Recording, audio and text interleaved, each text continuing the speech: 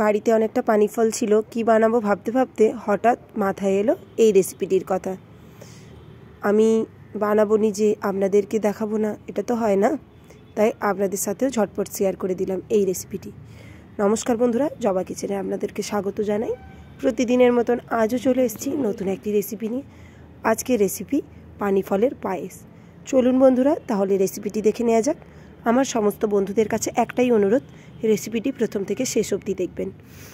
পানি ফলের পায়েস বানানোর জন্য আমি প্রথমে নিয়েছি প্রায় 3 কেজি পরিমাণ পানি ফল।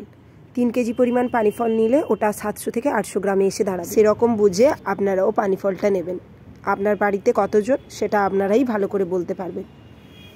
তারপর আমি ভালোভাবে পানি ফলগুলোকে জল দিয়ে পরিষ্কার করে ধুয়ে নিয়েছি। এবার পানি ফলের ওপর থেকে যে খোসাটা থাকে সেটাকে বাদ দিয়ে ভেতরের শাঁসটাকে বের করে নেব। দেখতেই পাচ্ছেন বন্ধুরা, আমি একটা ছুরির সাহায্যে এই কাজটি করে নিচ্ছি। আপনারাও একইভাবে এই কাজটা করে নেবেন। আপনারা যদি অন্য কোনো পদ্ধতি জেনে থাকেন পানি ফলের শাঁস বের করার, সেটাও আমার কমেন্ট বক্সে কমেন্ট করে জানাবেন, তাহলে আমিও একদিন ট্রাই করব। কথা বলতে বলতে আমার সমস্ত পানি ফলের শাঁসগুলো বের করা হয়ে গেছে। এবার একটি পরিষ্কার জলের পাত্র নিয়ে নিয়েছি, তার মধ্যে সমস্ত পানি ফলগুলোকে পরিষ্কার করে ধুয়ে নেব, যাতে এর মধ্যে আর কোনো রকম কোনো ময়লা না থাকে। সমস্ত পানি ফলগুলো আমার ধোয়া হয়ে গেছে। এবার এই পানি ফলগুলোকে আমি একে একে গ্রেট করে নেব। এটা একটু সময় সাপেক্ষ, কিন্তু সমস্ত পানি ফলগুলো গ্রেট করা হয়ে গেলে পায়েসটা বানাতে আর কোনো ঝামেলা থাকে না।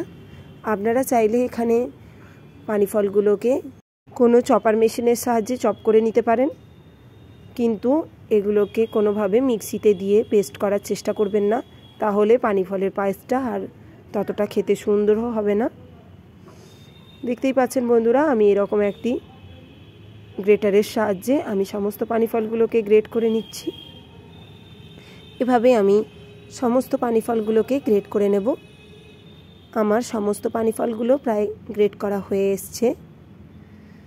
এবার আমি এগুলোকে একবার দেখিয়ে দিচ্ছি। দেখুন বন্ধুরা, কতটা ঝুরঝুরে হয়েছে।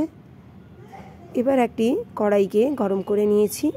এবার আমি এর মধ্যে দিয়ে দিলাম 1 চামচ পরিমাণ ঘি। আমাদের এটা বাড়িতে বানানো ঘি, আপনারা চাইলে বাইরে থেকে কিনেও আনতে পারেন। ঘি না পেলে আপনারা এর বদলে সাদা তেলও ব্যবহার করতে পারেন। ঘিটা ভালোভাবে মেল্ট হয়ে গেলে এর মধ্যে আমি দিয়ে দেব 3-4টে পরিমাণ তেজপাতা। তেজপাতাটা একটু ভাজা ভাজা হয়ে গেলে এর মধ্যে আমি দিয়ে দেব আগে থেকে গ্রেট করে রাখা পানি ফল। দেখতেই পাচ্ছেন বন্ধুরা, পানি ফলগুলো কতটা ঝুরঝুরে হয়েছে। এটা মিক্সিতে দিয়ে ব্লেন্ড করে নিলে এতটা দানাদার হবে না, আর খাওয়ার সময় মুখেও কিছু পড়বে না। এটা হলে কি মুখে যখনই দেবেন তখনই একটা দানাদার বিষয় মুখে আসবে। এবার আমি কড়াই থেকে পুরো মিশ্রণটাকে তুলে নেব। এবার ওই পাত্রে দিয়ে দিচ্ছি 1 কেজি পরিমাণ দুধ। আমি দুধটাকে আগে থেকে জাল করে রেখেছিলাম। দুধটা এবার হালকা গরম হয়ে গেছে। এবার আমি এর মধ্যে দিয়ে দিলাম 300 গ্রাম পরিমাণের গুঁড়ো দুধ। এরকম হালকা উষ্ণ গরম অবস্থায় গুঁড়ো দুধটাকে মেশাতে হবে, না হলে ডলা পাকিয়ে যাবে।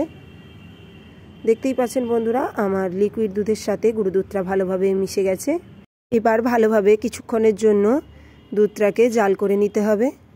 প্রায় 5-7 মিনিট জাল করে নেওয়ার পরে দুধের ঘনত্বটাও অনেকটা বেড়ে যাবে। সেই পর্যায়ে আমি এর মধ্যে আগে থেকে নারকেল কুড়িয়ে রেখেছিলাম, সেই কোরানো নারকেলগুলো দিয়ে দিচ্ছি। দিয়ে আরও কিছুক্ষণ একইভাবে আমি দুধটাকে ফুটিয়ে নেব। দুধটা ভালোভাবে ফুটে উঠলে আমি ঘিয়ের সাথে যে পানি ফলগুলোকে আগে থেকে ভেজে রেখেছিলাম সেই পানি ফলগুলোকে দিয়ে দিচ্ছি। দেখতেই পাচ্ছেন বন্ধুরা, আমার সমস্ত পানি ফলের মিশ্রণটা দেয়া হয়ে গেছে। এই পর্যায়ে অনবরত নাড়াচাড়া করে যেতে হবে, না হলে কড়াইয়ের নিচে লেগে যেতে পারে। এবার আমি এর মধ্যে দিয়ে দেব পরিমাণ মতন চিনি। আমি এখানে প্রায় 1 বাটি পরিমাণ চিনি ব্যবহার করেছি। আপনারা আপনাদের স্বাদ বুঝে এখানে মিষ্টির কম বেশি করে নিতে পারেন। যেহেতু আমরা সবাই একটু মিষ্টি খেতে পছন্দ করি, তাই এখানে আমি 1 বাটি চিনি দিয়েছি। তারপর আমি এর মধ্যে দিয়ে দিলাম পরিমাণ মতন লবণ। যেহেতু এটা মিষ্টি খেতে, তো এখানে অল্প পরিমাণ লবণ দিলে খেতেও খুবই সুন্দর লাগে। তারপর ভালোভাবে সমস্ত উপকরণ একসাথে মিশানো হয়ে গেছে। এবার আমি এর মধ্যে দিয়ে দিলাম কিছুটা পরিমাণ ড্রাই ফ্রুট। আমি এখানে কাজু কিশমিশ দিয়েছি, আপনারা চাইলে অন্য কোনো ড্রাই ফ্রুটও দিতে পারেন। তারপর আমি দিয়ে দিচ্ছি কনডেন্স মিল্ক। আমি এখানে প্রায় 1 কাপ পরিমাণ কনডেন্স মিল্ক দিয়েছি, আপনারা চাইলে এটার কম বেশি করতে পারেন। কনডেন্স মিল্ক দিলে পায়েসটার টেস্ট আরও একটু বেড়ে যায়। তারপরে সমস্ত কিছু একসাথে আবারও মিশিয়ে নিচ্ছি। রেসিপিটি যদি আপনাদের কাছে ভালো লেগে থাকে, রেসিপিতে একটি লাইক, কমেন্ট এবং শেয়ার করে দেবেন। আর আমার চ্যানেলে নতুন হয়ে থাকলে চ্যানেলটিকে সাবস্ক্রাইব করার অনুরোধ রইল।